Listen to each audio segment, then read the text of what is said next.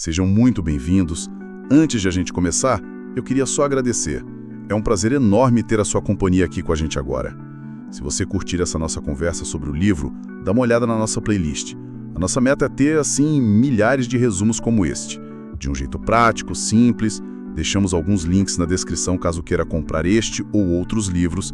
E claro, se puder deixar o seu like e seguir o canal, nossa, isso ajuda a gente demais a continuar. Agora sim, vamos ao que interessa. Hoje, a gente vai mergulhar num livro que, olha, ataca um problema que todo mundo tem: a procrastinação. A obra é Comece pelo Mais Difícil, do Brian Tracy, que no original tem um nome até mais direto, né? Eat That Frog, tipo, engula aquele sapo. E a história do autor é bem interessante. Brian Tracy não veio de família rica, não se formou numa grande universidade. Longe disso, né? Longe disso. Ele começou em trabalhos braçais, sentindo na pele o que é não render, sabe? Não ter perspectiva. Até que ele teve uma sacada. E se ele simplesmente começasse a fazer o que as pessoas de sucesso fazem? Exato. E aí ele começou a observar, a perguntar, a modelar. E o que ele descobriu é basicamente a espinha dorsal do livro inteiro. A grande virada de chave que ele repete várias vezes é que ser produtivo não é fazer mais coisas, é fazer as coisas certas. E mais, ter a disciplina de fazer a coisa mais importante primeiro, sem desculpas, e terminar. Parece simples, né? Mas a nossa missão aqui é entender por que isso é tão difícil e como que as ideias do livro podem ajudar a gente a virar esse jogo. Vamos começar então pela metáfora principal, essa imagem que é um pouco nojenta, eu admito, mas é muito poderosa, de engolir um sapo. É ótima. A ideia vem de uma frase do Mark Twain, que dizia algo do tipo: se a primeira coisa que você fizer de manhã for engolir um sapo vivo, você pode passar o resto do dia tranquilo, sabendo que o pior já passou. No nosso contexto aqui, o sapo é a sua tarefa mais crucial, aquela que tem o maior impacto, mas que, por ser grande, ou chata, ou difícil... É a primeira que a gente empurra com a barriga. Exatamente. Aquele relatório gigante, aquela conversa difícil, cada um sabe qual é o seu sapo, né? Com certeza. E o fascinante aqui é a neurociência por trás disso. Não é só sobre se livrar de uma tarefa chata, é sobre química cerebral. Como assim? Quando a gente completa uma tarefa importante, o nosso cérebro libera endorfinas. É tipo um analgésico natural, sabe? Gera bem-estar. A gente se sente mais capaz, mais confiante. O Tracy chega a chamar isso de desenvolver um vício positivo. Você fica viciado na sensação de concluir as coisas. E isso é uma batalha química diária, né? Porque a endorfina de terminar uma tarefa grande é uma recompensa que demora. Já o celular... O celular é uma recompensa imediata. Perfeito. Cada plinzinho de notificação é uma dosezinha de dopamina, que é o neurotransmissor do desejo, da busca. É instantâneo, é viciante. Então, a luta contra a procrastinação é, em grande parte, escolher a endorfina, que é de longo prazo, em vez da dopamina, que pisca na nossa frente o tempo todo. Certo. Mas antes de engolir o sapo, a gente precisa saber qual é o sapo certo para engolir, né? Porque às vezes a gente está num pântano cheio deles. Exato. E aí o livro toca num ponto que eu acho que é a raiz de tudo: a falta de clareza. Muitas vezes a gente não procrastina por preguiça, mas por confusão. Sim, por ambiguidade. É aquela névoa na cabeça, você senta para trabalhar e... não sabe direito por onde começar. Isso trava a gente. Totalmente. E para cortar essa névoa, o livro propõe tipo um mapa. Uma fórmula de 7 passos para definir metas. O primeiro passo parece óbvio, mas é onde tudo começa. Decida exatamente o que você quer. E tem que ser específico. Não quero ser mais saudável, mas quero perder 5 quilos em 90 dias. O segundo é: escreva. Coloque no papel. Ele até fala um dado que só uns 3% dos adultos fazem isso. E são justamente essas pessoas que realizam mais. Depois, estabeleça um prazo. Sem prazo é só um sonho, né? Pois é, aí fica mais prático. Passo 4. Faça uma lista de tudo que precisa ser feito para atingir o objetivo. Passo 5. Organize essa lista num plano de ação. E o 6, que é a chave. Haja imediatamente. Isso, comece agora. E o sétimo é o que cria o hábito. Faça algo todos os dias, a consistência. Mas voltando ali no haja imediatamente, isso não é um pouco perigoso? Tipo, sair correndo na direção errada se o plano não estiver bom? É uma ótima observação. E ele equilibra isso com a regra 10-90. Ah, essa é boa. A regra diz que os primeiros 10% de tempo que você gasta planejando economizam até 90% do tempo na execução.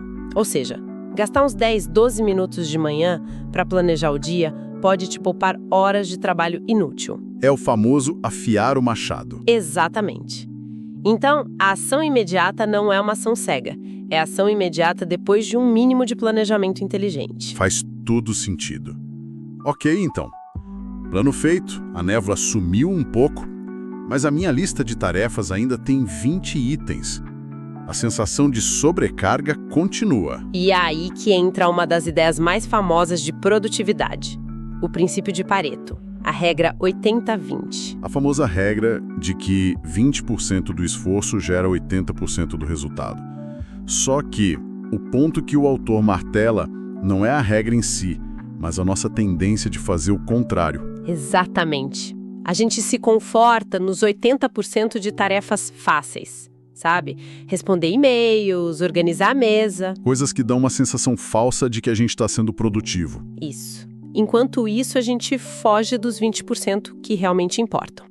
E para combater essa armadilha, o livro dá uma ferramenta muito simples e eficaz. O método ABCD. Como é que funciona na prática? Você pega a sua lista e classifica cada item.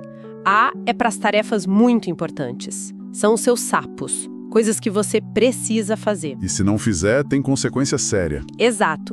B é para tarefas que você deveria fazer, mas as consequências são menores.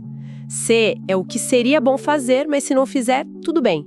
D é o que pode ser delegado. E eliminado. E a disciplina vem como a gente age em cima dessa lista, né? Aí que tá o pulo do gato. A regra de ouro é: nunca faça uma tarefa B se ainda tiver uma tarefa A pendente.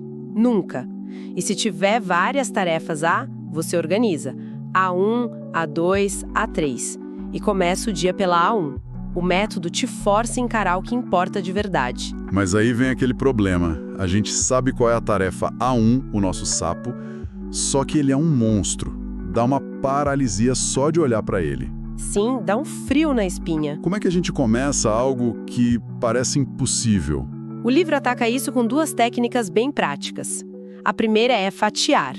Pega o projeto gigante e quebra em pedacinhos. Não pense em escrever o livro. Pense em escrever o primeiro parágrafo. E a outra tem um nome curioso, a do queijo suíço. A ideia é você fazer um furo na tarefa. Você se compromete a trabalhar nela por um tempo mínimo, tipo 5 ou 10 minutos. O objetivo não é nem avançar, é só quebrar a inércia, a resistência inicial. É impressionante como isso funciona, né? Depois de 10 minutos, a vontade de continuar aparece. O mais difícil é sempre dar o primeiro passo. Isso me lembra muito uma história que ele conta no livro, que ilustra isso perfeitamente. A do deserto do Saara é uma analogia fantástica, né? Muito. Ele fala de uma travessia de 800 quilômetros pelo deserto. A estrada era só areia, marcada por uns barris de óleo a cada 5 quilômetros. E durante o dia, com o calor, a miragem, tudo que eles conseguiam ver era o barril de onde saíram e o próximo, lá no horizonte. A única meta deles, a cada momento, era só chegar ao próximo barril. E assim, de barril em barril, eles cruzaram o deserto inteiro. É uma imagem muito poderosa. Não olhe para os 800 quilômetros. Foca só no próximo barril. Exatamente. Reduz a carga mental e torna o que parecia intransponível, possível. Olha, todas essas são ferramentas ótimas, mas não adianta nada ter a melhor caixa de ferramentas se a nossa mentalidade não estiver alinhada, né?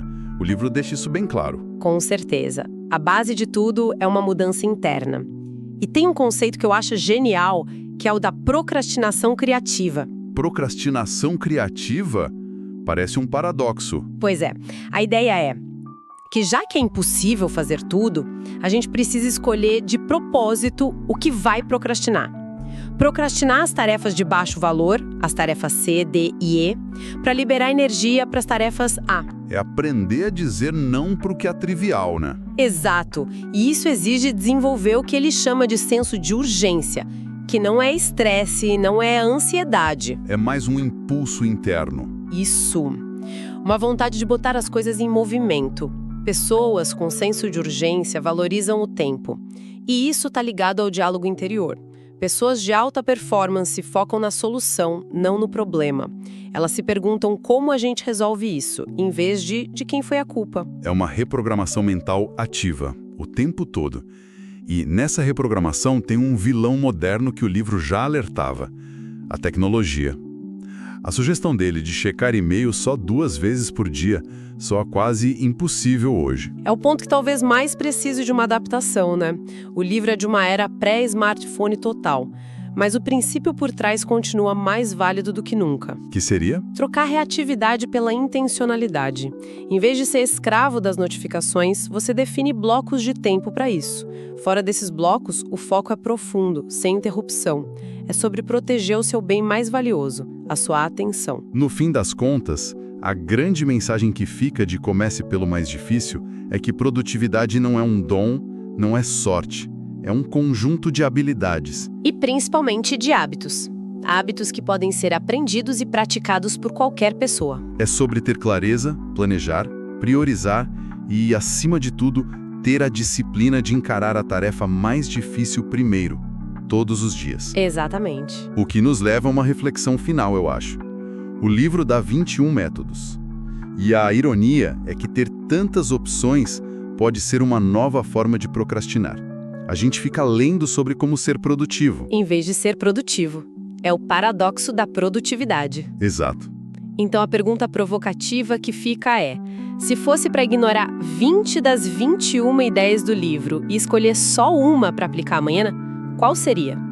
Qual é o único hábito que, se feito com consistência, causaria um maior impacto positivo na sua vida? Qual é o sapo que, se engolido todo dia, poderia realmente mudar o jogo? Lembre-se, um livro pode não mudar o mundo, mas pode mudar o seu. Até a próxima.